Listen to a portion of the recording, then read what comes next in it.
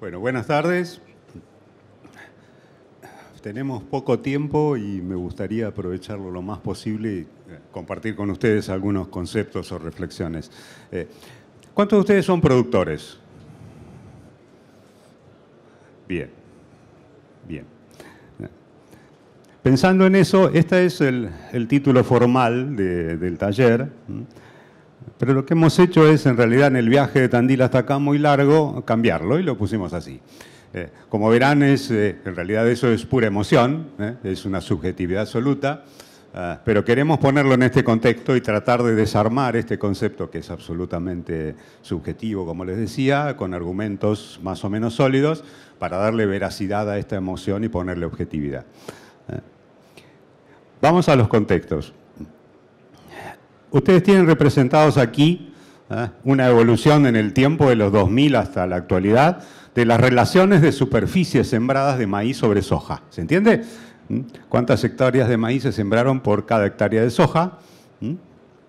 ¿Y cuáles son los rendimientos de maíz por cada tonelada de maíz, por cada tonelada de soja producida? Si ustedes ven la evolución de las superficies, maíz sobre soja, hemos visto cómo tuvimos una declinación a comienzos de los 2000 hasta un punto fatídico 2008-2009 y luego un repunte absoluto hasta el punto que la última, para esta campaña, estamos previendo que por cada hectárea de soja va a sembrarse casi media de maíz. Ustedes como productores tienen mucha certeza de cuáles son los procesos o mecanismos que desencadenaron esta evolución. Desde situaciones de mercado, situaciones políticas, hasta apego a los cultivos, etc. Nuestra discusión va a estar más bien centrada en cómo aprovechar estos momentos y ver de qué manera insertamos al cultivo de maíz desde la tecnología aplicada para que las relaciones sigan siendo cada vez más convenientes desde lo productivo.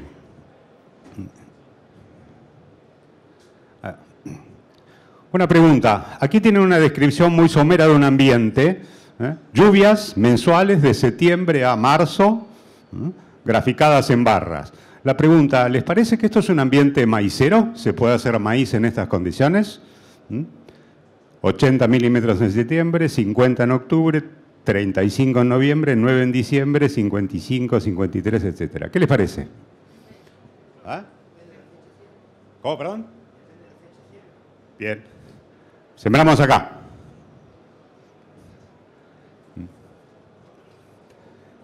¿Quién se le anima? No. Y si uno le preguntara a nuestros abuelos, ni preguntaría cuál es la fecha de siembra, diría, vos estás loco. Bien. Sin embargo, en ese ambiente hemos logrado con tecnología apropiada 63, 64 quintales de maíz, en ese ambiente. En el mismo ambiente lote, 23 quintales de soja. Uno a veces, como la evolución es progresiva, no lo tiene en cuenta y lo incorpora como hecho cotidiano. Pero la verdad que en esa calidad de ambiente, poder sembrar, siquiera sembrar y poder cosechar, hoy día es casi milagroso. Tienen que retrotraerse 10 o 15 años atrás. ¿Y cómo se logra eso? Se logra vía tecnología. Y vamos a describir algunos de los componentes principales que permiten que los cultivos tengan tan alta eficiencia en el uso de los recursos de ambiente y cómo hacemos nosotros vía manejo de insumos para lograr eso. Una pasadita, yo soy del sur de la provincia de Buenos Aires, un mensaje coloquial. Nosotros estamos tratando de expandir la frontera maicera, nosotros somos zona marginal para maíz, no por lluvia, sino por temperaturas. Nosotros tenemos muy bajas temperaturas para el cultivo. Lo que le estoy mostrando aquí es una relación entre los rendimientos de soja y rendimientos de maíz, ambos de segunda, que igualan el margen de cultivo. Es esta línea azul. Para nosotros un rendimiento de soja de segunda, y no se rían los cordobeses ni los santafesinos, un rendimiento de soja de segunda promedio en toda la zona CREA, Mar y Sierras es de 1.700 kilos, con una variabilidad que va de 2.200, 2.300 a 0. Cultivo altamente riesgoso. Para ese nivel de rendimiento medio tenemos el mismo margen de cultivo con 40-45 quintales de maíz. Y es mucho más fácil lograr 40-45 quintales de maíz que 15 quintales de soja de segunda en nuestros ambientes. Esto que estamos diciendo acá es para nosotros todo un desafío. Maíz de segunda no hacíamos hace apenas 4 o 5 años y ahora estamos haciendo cada vez más. Y a cuanto más hacemos, más preguntas nos hacemos de cómo hacerlo mejor. Bien, sigamos. Esta es una evolución en el tiempo de los rendimientos promedio de maíz desde el 70 hasta la actualidad en distintas provincias productoras de maíz. Y lo que tienen aquí ustedes es la evolución interanual de rendimientos, que es muy constante, bastante constante para todas las zonas. Estamos evolucionando a razón de 130, 140 kilos hectárea año de rendimiento, como gran promedio. Esto puede no significar nada, pero hay algunos puntos que resaltan. Primero, la homogeneidad de incrementos de rendimiento para ambientes que son muy contrastantes entre sí, Entre Ríos, Santa Fe, Córdoba, Buenos Aires. Por supuesto que las zonas más problemáticas tienen estos incrementos de rinde, pero parten de bases más bajas y la brecha se sigue manteniendo. Pero es muy relevante y este es un valor que tenemos en cuenta muy a menudo para ver dónde estamos parados con los manejos de cultivo que hacemos. Sin embargo, esto que es una excelente noticia, comparable con cualquier región maicera del mundo, esto que es una excelente noticia tiene una mala intrínseca. Si ustedes ven la evolución desde la mitad de los 2000 hasta ahora, no pasó nada. Hemos estancado rendimientos maíz. Y eso es grave. Amerita muchas preguntas. Ese estancamiento puede tener globalmente 2 motivos. ¿Será el ambiente? ¿Será que estamos manejando mal? ¿Qué está pasando acá? Pasemos rápido por esos 2 tópicos. ¿Qué pasa con el ambiente? Ustedes tienen una zona, cualquiera de ellas elegidas, Entre Ríos por caso, de nuevo la evolución de rendimientos que se nos estanca en los últimos 7, 8 años, y estas son las lluvias mensuales de los meses sensibles, noviembre y diciembre, que claramente nos estarían indicando que todo es una cuestión de ambiente. Estamos pasando por un ciclo, que será un microciclo de lo que nos tiene acostumbrada la naturaleza, o se habrá instalado para quedarse, no lo sabemos, pero las secas estivales están siendo cada vez más frecuentes. Uno no puede decir qué es lo que va a pasar en el futuro, mucho menos en materia de ambiente climático. La única certidumbre que tenemos en relación al clima a futuro es la incertidumbre, es la única certeza. De modo tal que uno dice, bueno, entonces no podemos hacer nada. Sí, lo que podemos hacer es prepararnos tecnológicamente para enfrentarnos en un escenario de incertidumbre climática. Y se puede hacer bastante. La misma respuesta, y esto es iniciativa de producción, la respuesta inmediata a los ambientes estresantes, que no solo son lluvias, sino son temperaturas. Esta es una relación muy concreta que muestra cómo las temperaturas de enero, independientemente de las lluvias, generan fuertes disminuciones de rendimiento en los maíces. Las temperaturas de enero, además de la lluvia, juegan y mucho en explicar qué pasa con los rendimientos del maíz. ¿Cuál es la respuesta? Claramente, los ambientes más llovedores y térmicamente más favorables, los famosos años Niño, a nivel nacional generan un incremento de rendimiento adicional por ambiente de 9%. El maíz es el cultivo más sensible a las buenas condiciones dados por años Niño y claramente el que más penaliza en los años Niña. ¿Cuál es la respuesta de la producción a esto? Claramente, secas en periodo crítico, la respuesta, con mucha iniciativa de parte de los mismos productores, fue atrasar fechas. Se puso de moda las siembras tardías, desde hace 10 años hasta ahora, y mucha iniciativa de esto han tenido los mismos productores. Y esto hace un cambio en la generación de tecnología que lo vamos a discutir un poquitito al final. ¿Cuál es el driver, cuál es el motor de las innovaciones en el sector agropecuario? Aquí tienen un ejemplo claramente, esto es sur de Santa Fe, el 100% del maíz era temprano en los 2007-2008, y en la actualidad ya hay un 10, 15, 12% de superficie tardío y ya están empezando, amagando fuertemente, a hacer maíz de segunda. Esta es, sin duda, una estrategia defensiva de la producción ante esos ambientes cambiantes o variables de incertidumbre. Claro que no es gratis.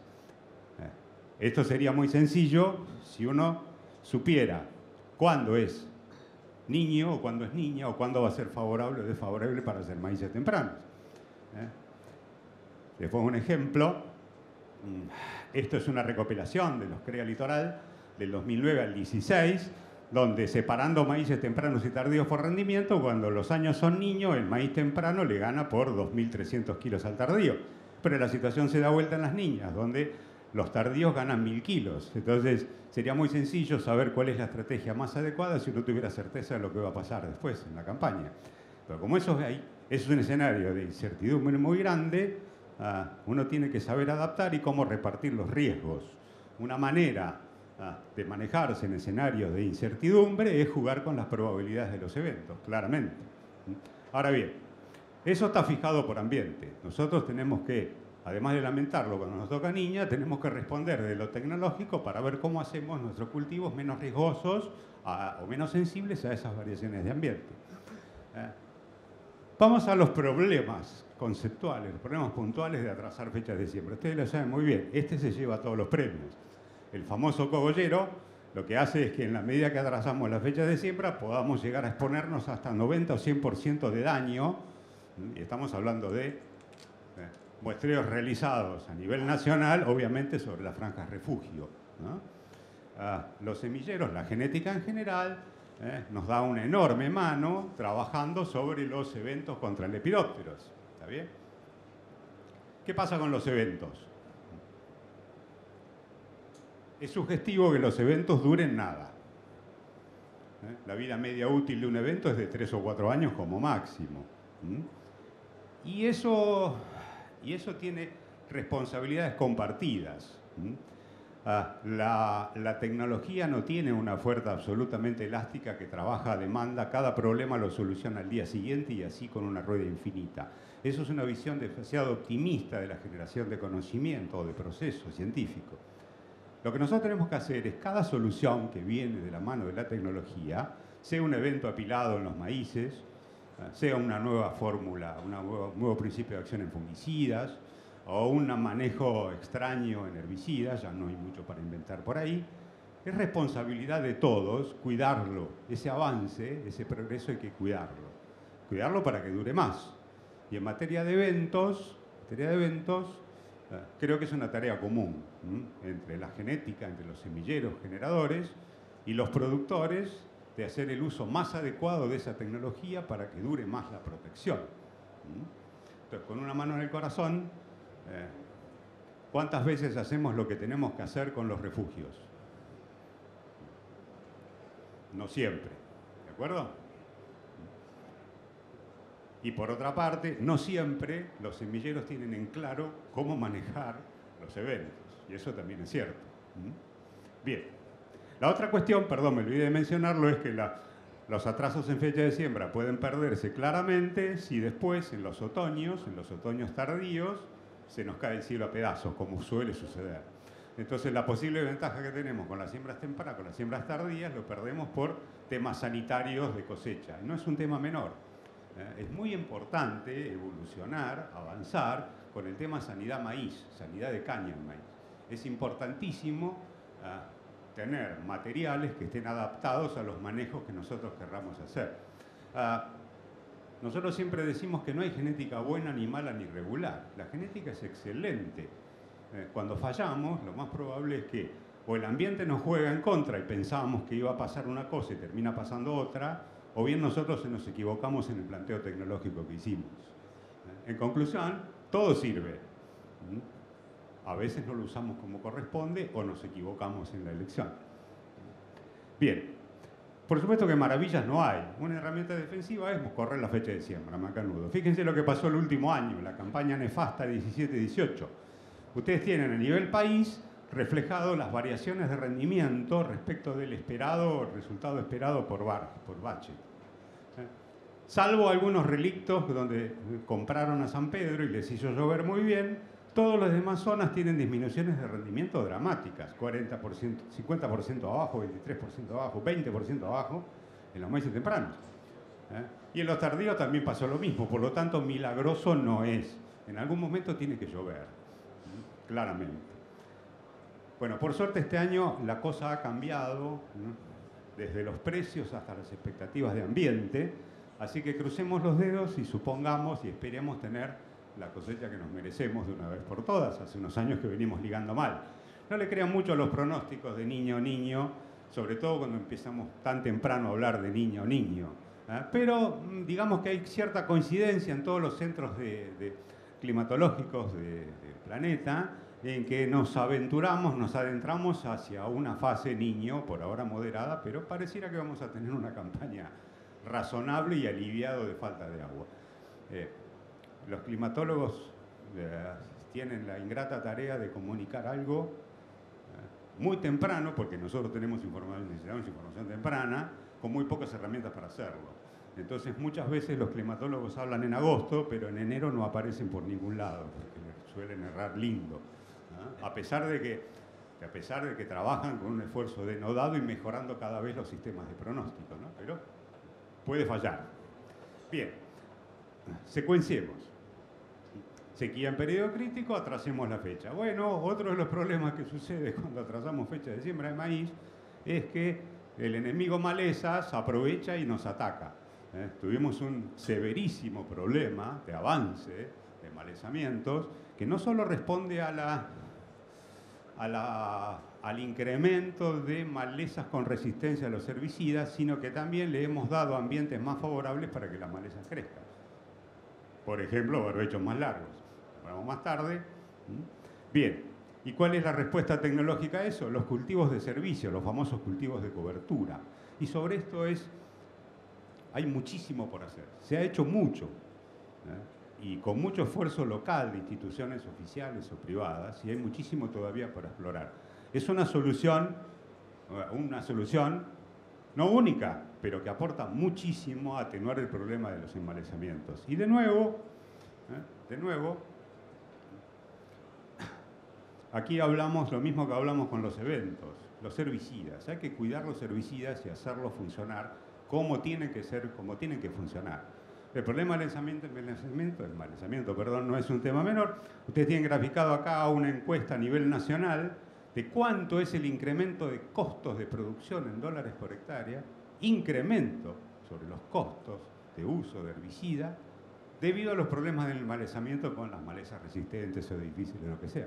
A nivel nacional ya estamos gastando promedio de $35 más de lo que preveemos por el tema de malezas resistentes. Un datazo. Y contra esto tenemos que hacer algo. Los cultivos de cobertura ayudan y mucho. Por lo tanto, tenemos que aprender a hacer más y mejores cultivos de cobertura para esta realidad. Bien. Los cultivos de cobertura no solo sirven para controlar malezas. Si bien entraron en los sistemas a raíz de esa necesidad, aprender a manejarlos mejor nos hace entrar en un círculo virtuoso, no solo ya mirando a nuestra empresa, sino mirando a una escala un poco mayor, a la escala de sistema. La famosa sustentabilidad de la que tanto hablamos tiene muchos puntos o vías de ataque. Sustentabilidad puede ser entendida de miles de maneras. Sustentabilidad de seguir produciendo cada vez más y con un horizonte de producción cada vez más lejano y con la mayor generación de externalidades posibles, de externalidades negativas me refiero. Los cultivos de servicio tienen muchas aristas, no solo controlan malezas, también ayudan a proteger erosión, incrementan la biodiversidad, retienen nutrientes, aportan a los balances de carbono en los suelos, etcétera, etcétera, etcétera. Y todo esto es por ahora una gran caja negra, a pesar de que hemos avanzado mucho en el conocimiento, como les decía. Necesitamos hacernos estas preguntas y tratar de responderlas de la mejor manera posible. ¿Qué especies usamos? Si son puras o consociadas. ¿Cómo lo sembramos? ¿Cuándo lo quemamos? ¿Qué objetivo ambiente tenemos? Si lo pastoreamos o no lo pastoreamos. Hay miles de variantes y cada una de ellas requiere de más y mejor información cada vez. Vamos a concentrarnos, pero a modo de spot por poco tiempo, en dos aspectos clave de los manejos de la cobertura. ¿Vamos?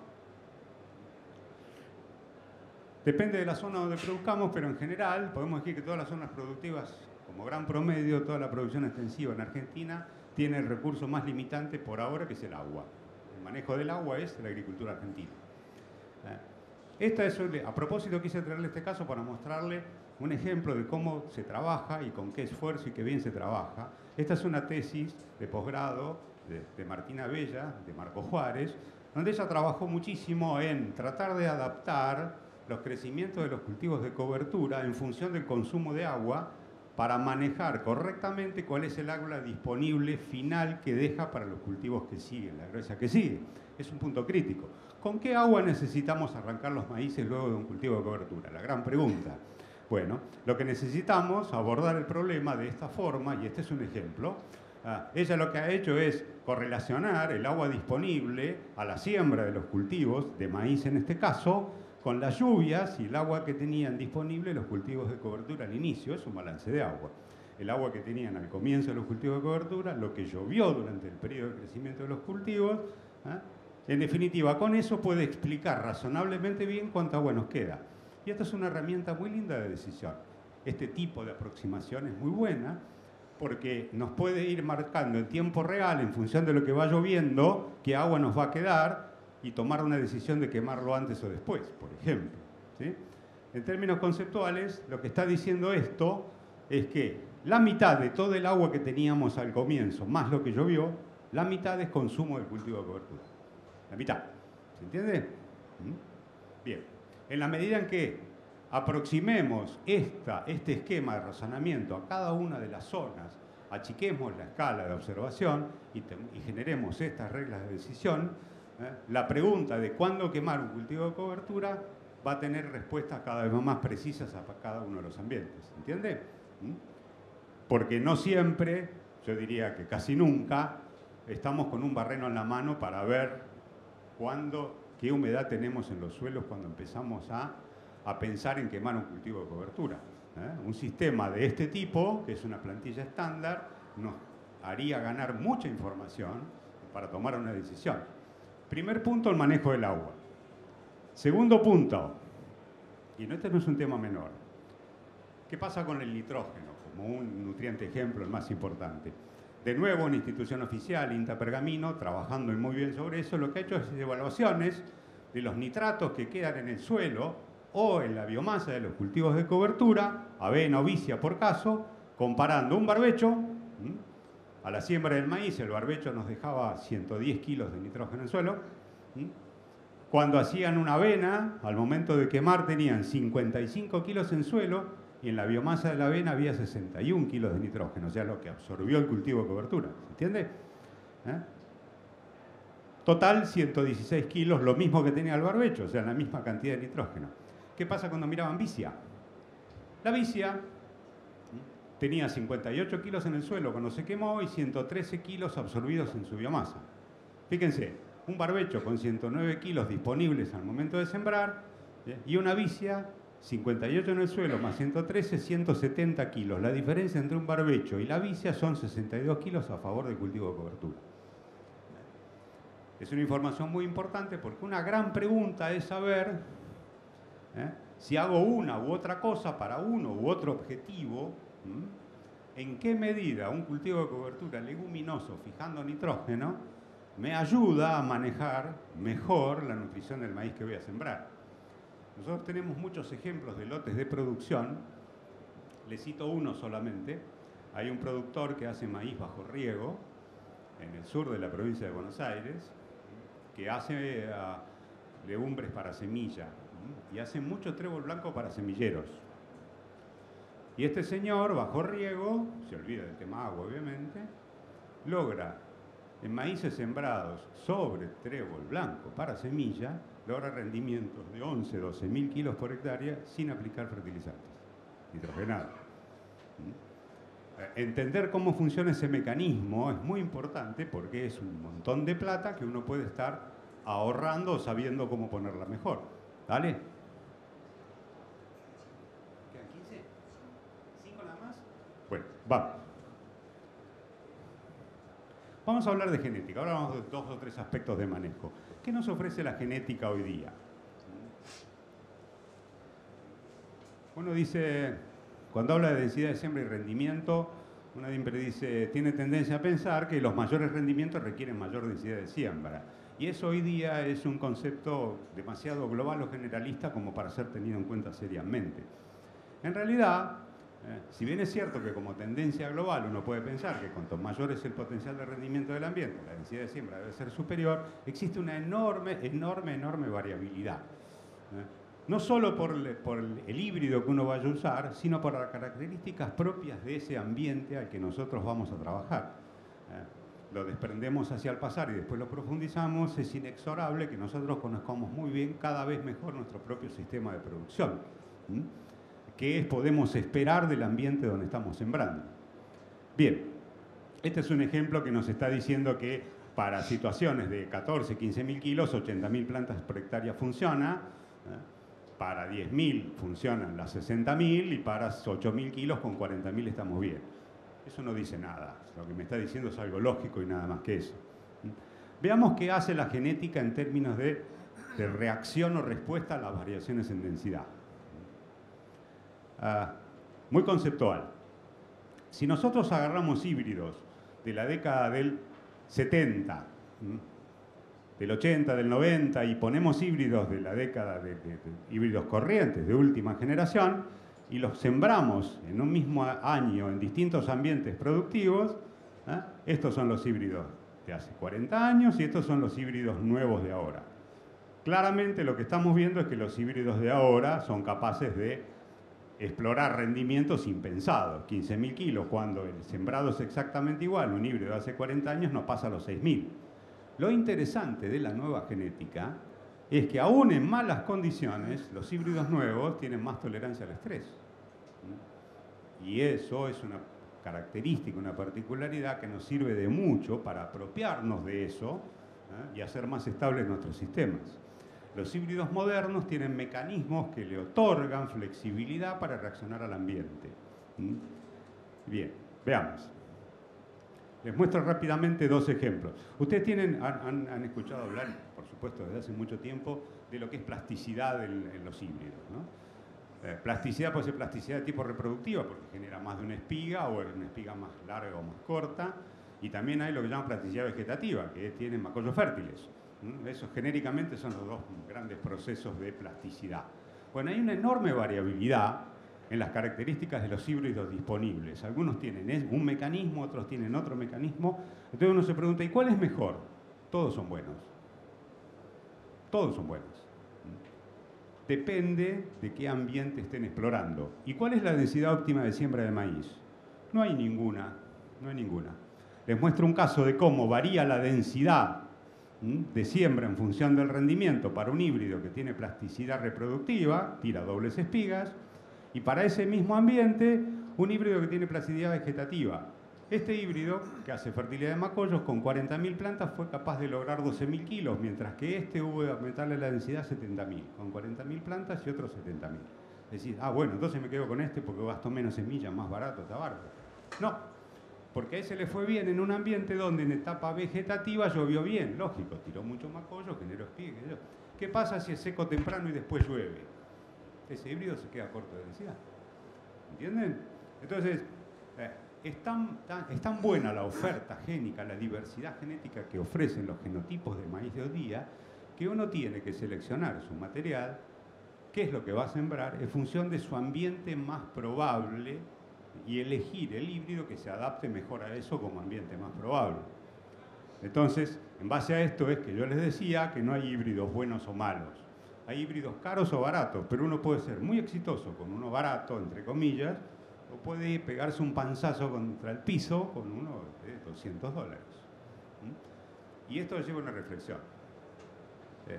Es muy importante que nosotros conozcamos cada vez más profundamente los insumos que utilizamos.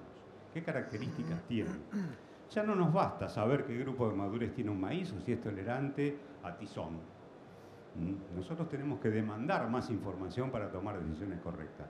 Por ejemplo, y una muy importante, cómo generan rendimiento, qué tolerancia tienen a los estreses. Y es información que tienen que discutir ustedes, primero con su asesor, y después con el proveedor de semillas para encontrar la mejor solución posible. Aprovechemos que esa información está disponible, que existe esa diversidad, para hacer la mejor elección. Estamos hablando de estabilidad de rendimientos y estamos hablando de ahorrar plata. Bien, sigamos. Tenemos poco tiempo en realidad. ¿Ya estamos? Listo. Dos pasaditas. Los manejos asociados. Hablemos dos cosas de nitrógeno. A propósito, esto es un lindo despiole de curvas de respuesta a nitrógeno que responden a distintos ambientes. Para cada nivel de rendimiento hay un nivel de nitrógeno adecuado, pero además se cruzan. Hay ambientes de alto rendimiento que requieren menos nitrógeno y viceversa. ¿Por qué todo ese lío? Para decirles simplemente esto.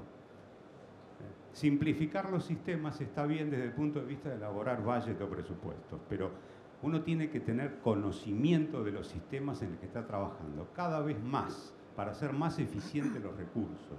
Todo ese lío que le mostré son distintos niveles de aptitud productiva de lotes, con más o menos degradación o más o menos heterogeneidad. Y rompe la regla de más rendimiento esperado, más nivel de insumo fertilizante requiere.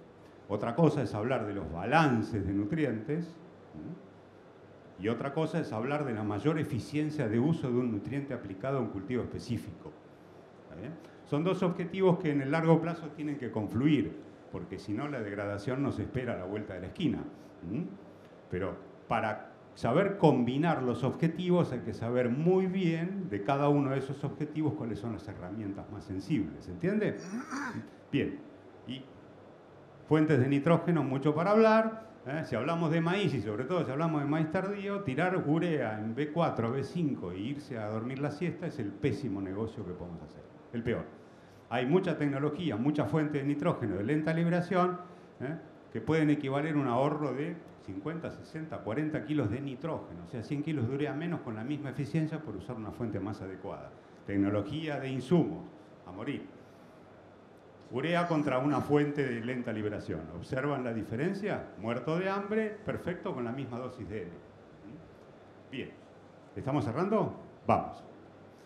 3 tips finales les quiero dejar.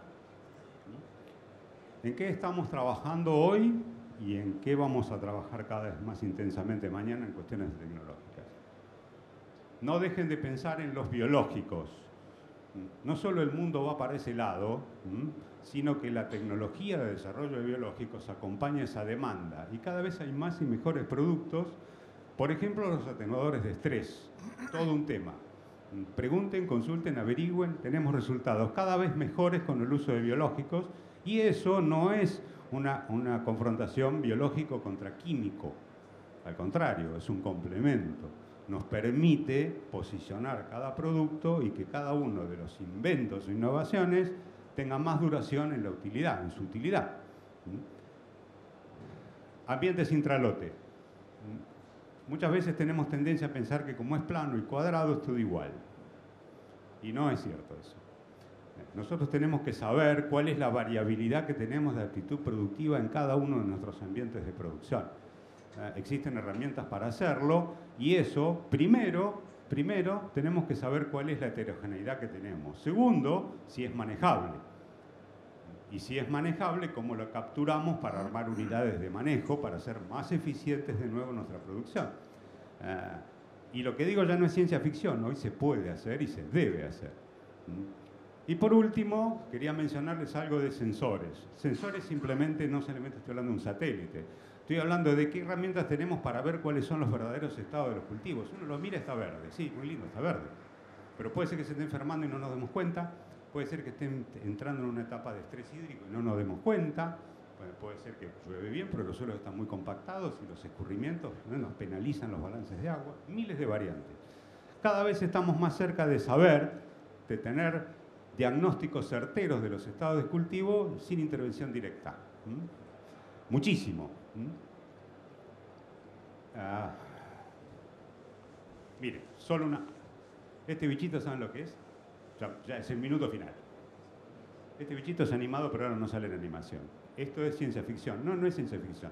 Este es un bichito que trabaja con energía solar, va caminando entre cultivos, tiene manitas, cada manito tiene un ojito, ¿Mm? Y cada ojito lo que hace es reconocer lo que lee en el suelo de una base de datos, la famosa Big Data aplicado, que reconoce malezas de cultivo. ¿Y qué hace? Los va arrancando.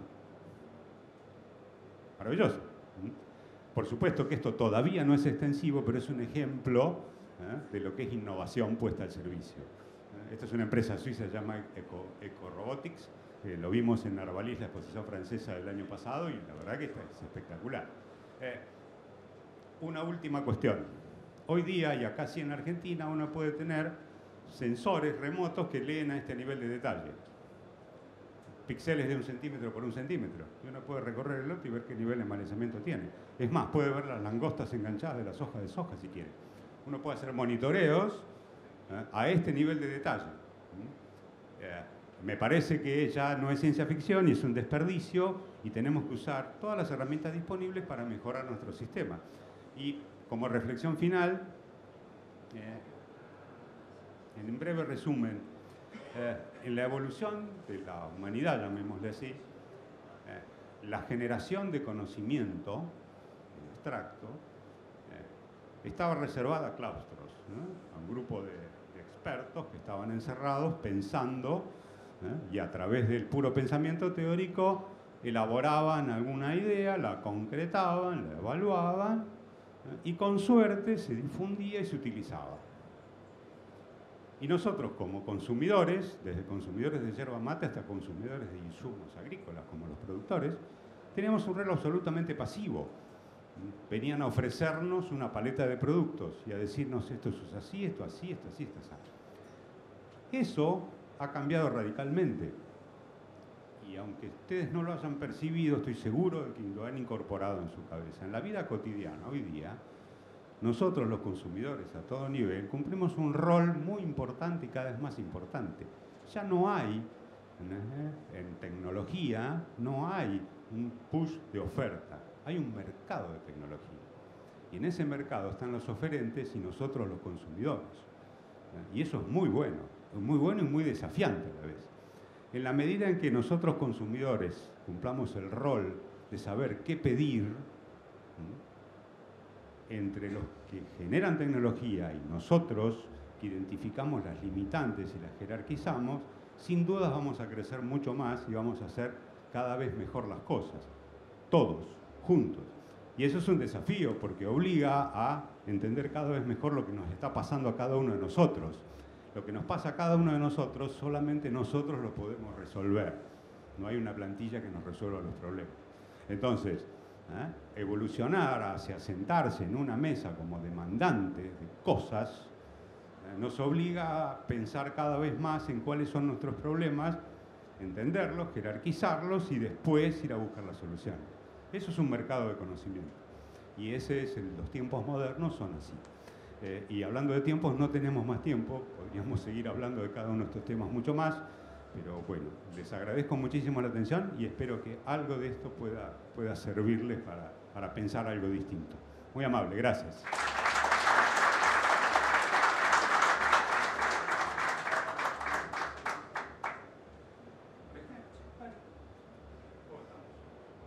También, buenas tardes. Habrán notado que cambió un poco la estructura de la presentación. Yo debía haber hecho lo que voy a hacer ahora, lo debía haber hecho al principio, pero habíamos acordado con la gente de Sursen para que hiciera la presentación del ingeniero Di Napoli. Mi nombre es Jaime Murphy, yo soy de la Regional La Pampa, de APRESID. Mi función era desde el principio hacer la moderación, pero como les expliqué, acordamos con la gente de Sursen para que hiciera la presentación. Y ahora tendremos aproximadamente unos 20 o 25 minutos, depende. Esto lo hicimos porque sabemos que de acá viene un descanso, entonces extendimos el tiempo. En este momento entonces es el lugar de las preguntas. Los que quieran, voy a tener que taparme el sol, y los que quieran levantan la mano y les alcanzo el micrófono para hacer alguna pregunta. Quiero hacerles una aclaración. Por tiempo, la modalidad fue muy de exposición y después ustedes un rol pasivo, hablando del rol de los actores. En realidad, la evolución positiva de estos encuentros es mucha más interacción. Me hubiera gustado que sea más de ida y vuelta. Por lo tanto, me gustaría, más que preguntas, que difícilmente tengo una respuesta precisa, más que preguntas, ¿no? O además de preguntas, sería muy bueno que ustedes cuenten alguna cosa o experiencia o que pueda surgir como inquietud que sirva para que todas las podamos compartir, más que preguntas específicas, que también, por supuesto, lo pueden hacer. Esa aclaración quería hacer.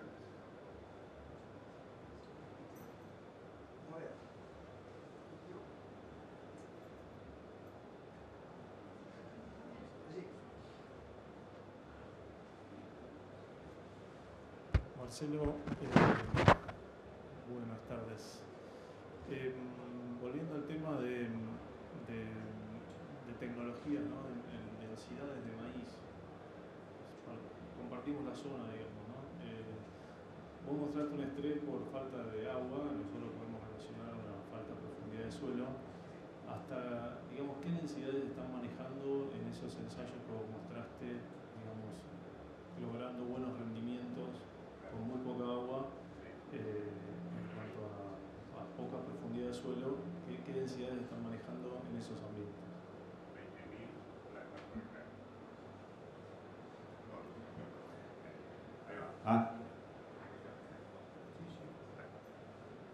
Ahí está.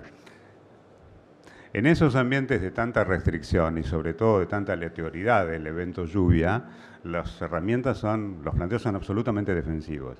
Y aprovechando la plasticidad de las que mencionaba de los materiales, 20.000 plantas por hectárea en esos ambientes con determinados híbridos es suficiente para lograr rendimientos de hasta 8 o 9.000 kilos. Es asombroso. Por supuesto que no es solo eso. Hay toda otra secuencia de eventos que hacen que uno pueda lograr eso, de las fechas de siembra, manejo de herbicidas, la nutrición, las rotaciones, pero son ambientes que, como les decía al comienzo, eran impensadamente maiceros y hoy es el cultivo más rentable en esos ambientes.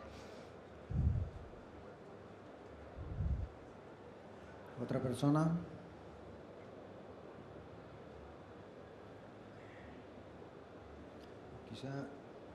Quizá, ingeniero, algún comentario que le haya quedado y que despierte alguna inquietud. ¿Tenemos que empezar de nuevo? No, pero de lo que tuvo que recortar quizá en el final. El humilde mensaje que les quería transmitir era el que al final lo dije apurado, que es que muchas veces no nos damos cuenta de nuestro rol protagónico en los tiempos. Tenemos que ser mucho más proactivos, y ser proactivos significa, es el compromiso de ser más pensantes. Hoy día estamos tapados de información, la velocidad del flujo de la información nos supera ampliamente. Uno puede googlear y encuentra información de lo que quiera y con un volumen que es imposible de poder siquiera leerlo, no digo entenderlo, por más que se tome un año sabático, ¿no? Uno pone en Google densidad de maíz y tiene para leer un rato. Lo que digo es que más allá de acopiar información, el verdadero compromiso que tenemos para adaptarnos a los tiempos es entender, comprender cuál es el mensaje. Asimilarlo y que quede como conocimiento adquirido. La información forma parte del proceso de aprendizaje o de conocimiento, pero no es todo. Para nada, yo diría que es lo más accesorio de todos. Recitar un folleto de una cartilla de productos de un laboratorio, eso no es conocimiento, eso es pura información. Ustedes se pueden plantar delante de un vendedor de una empresa de insumos cualquiera y si tiene realmente la vocación camina por el camino correcto de entender cuáles son sus verdaderas necesidades, claramente cuando le muestran una cartilla de información de productos, lo que menos quiere es leer la cartilla, lo que quiere es preguntarle cosas respecto de qué soluciones le ofrece para su problema. ¿De acuerdo? volvemos, insistimos sobre un punto que es crucial. Nosotros tenemos que entender cada vez mejor qué nos pasa para pedir las soluciones. No hay plantillas generales para resolucionar problemas. Y esto no pretende quedar circunscrito al ambiente puramente agronómico, pero si quieren ese concepto lo pueden extrapolar a todo nivel, ¿no? Si queremos mejorar, tenemos que mejorar desde el individuo. No esperemos que la sociedad nos mejore al individuo, sino al revés. Vamos a ser mejores si nosotros, cada uno de nosotros, somos mejores, claramente.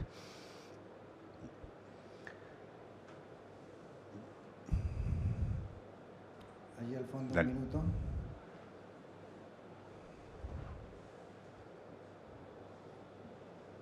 ¿Cómo andas, Marcelo? Karina, ¿Todo bien? preséntate. Karina Cataldo, bueno, de ALZ Agro. Mi consulta era sobre todo por los rendimientos de maíz que estabas viendo y por la zona. ¿Eso es maíz de segunda y tardío mezclado, solo tardío? ¿Qué antecesor tiene básicamente? Ajá. Y si tenés... otra pregunta es el tema de cultivos de cobertura, ¿qué cantidad de materia seca estaban logrando y qué control de malezas lograban con eso? Bien. Vos te referís a si esos datos de 6.000 kilos... Mira, en esos ambientes tan restrictivos no hay fechas tempranas o tardías, hay una sola fecha. Y por lo tanto no se puede decir que sea temprana o tardía porque es la única que hay. Es la fecha de siembra adaptada. Fíjate, es un ejemplo muy burdo de romper preconceptos, ¿no? Esas son fechas de noviembre a diciembre, porque los eneros ni hablar, pero aún los febreros, ahí ni las lagartijas andan. ¿Perdón? Por cultivo antecesor venía la pregunta. Hay mucha soja dando vueltas y girasol, y calza justo el girasol en esos ambientes para hacer cultivos de cobertura. Y la segunda cosa tenía relación con algo de cultivos de cobertura. Sí. La cantidad de materia seca que están logrando, sobre todo por ver y calzar bien la fecha de secado de ese cultivo y que el control de maleza, porque a veces por secar más temprano para tener agua no lográs la biomasa para controlar maleza. De acuerdo.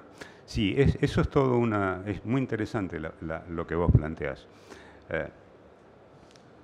Como en regla general podemos decir que en la medida en que nos vamos de lo que es pampa húmeda, de sur a norte, la importancia de la humedad inicial es más relativa. Cuidado con lo que estoy diciendo, lo voy a ampliar. Lo que digo es que si ustedes tienen la mayor parte de las lluvias concentradas en ambientes monzónicos en el verano, la probabilidad de acumular agua por las lluvias del invierno es cero. Bien, mayo, junio, julio, agosto no me llueve nada, en realidad unas 20 milímetros de diferencia no me hacen la diferencia, claramente. Ahora, si damos vuelta y hablamos de ambientes donde no tenemos seguridad de que los otoños sean recarga, las primaveras sean recarga, ahí sí tenemos que defender el agua al comienzo. Cuando nos vamos a oeste, noroeste, decir que el agua inicial no tiene sentido, si hablas de San Luis o el sudeste de Córdoba, es una ridiculez. Por eso les decía que uno tiene que saber muy bien cuáles son los factores que limitan el agua limita la producción de los cultivos, eso lo dije al comienzo y en realidad estoy diciendo ninguna novedad. Ahora, ¿cuál es el agua que limita? ¿El agua que se almacenó? ¿La capacidad de almacenaje es lo que limita? ¿La lluvia es lo que limita?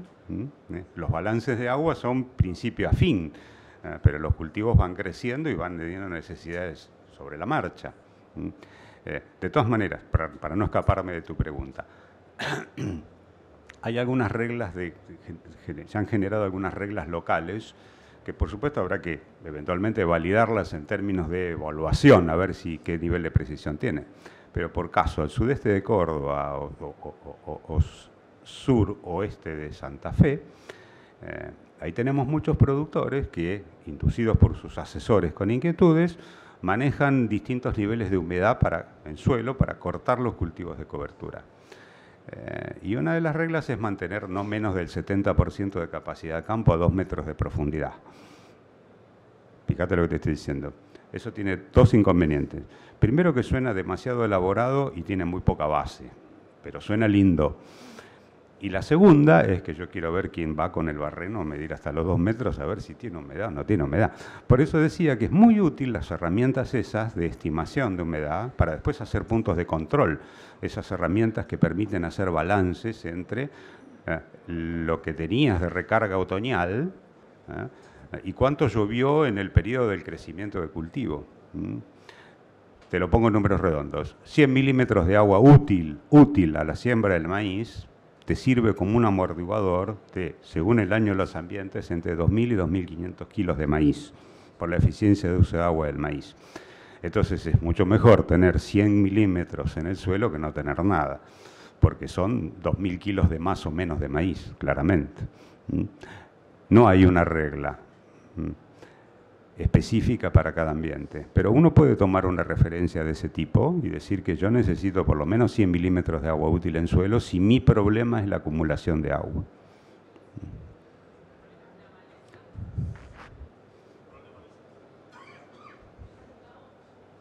No digo, si tu problema es la maleza, vos hiciste un cultivo de cobertura para control de malezas y sí. no produciste la biomasa más allá sí. Biología. Cortito, ingeniero, por favor. Dale. Biología es manejo de los recursos limitantes. ¿Cuál es tu problema principal? Cuando digo que hay que conocer tu propio sistema para saber cuál es la prioridad a atender, agua o malezas, agua o malezas, agua o malezas. Hay que acortar los barbechos si el problema son las malezas, y hay que alargarlos si los problemas es el agua. No hay otra. Las especies, perdón, la composición del cultivo de cobertura es muy importante en control de malezas. Si tu problema es gramíneas, las leguminosas en un sistema son atractivos, porque como no hay criterios absolutos, ¿quién dijo que no se fumigan con herbicidas los cultivos de cobertura? Por supuesto que sí. Estamos hablando de ahorro de herbicidas, no estamos hablando de no usar herbicidas. Reducir aplicaciones, reducir de 3 a 2 aplicaciones es 1/3 de problemas. Te estás ahorrando no solo 1/3 de plata, estás ahorrando 1/3 de problemas potenciales. Yo tenía una diapo, pero no tenemos tiempo, ¿no? No hay tiempo. No hay tiempo.